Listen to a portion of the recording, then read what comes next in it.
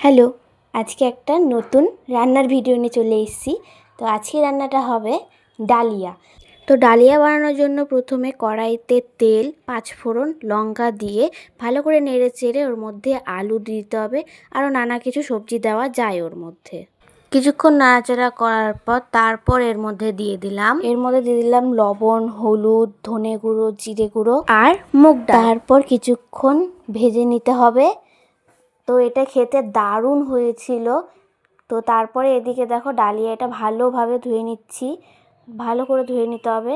তারপর ডালিয়াটা দিয়ে আবার কিছুক্ষণ ভালো করে নেড়ে চেড়ে ভেজে নিয়ে ভালো করে আলুর সঙ্গে ভেজে নিতে হবে।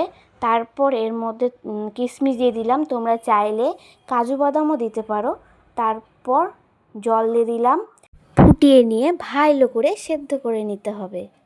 তারপর আর কি আমাদের রেডি সুস্বাদু ডালিয়ার রেসিপি। এরকম আরও রান্নার ভিডিও দেখতে চাইলে আমাদেরকে জানিও।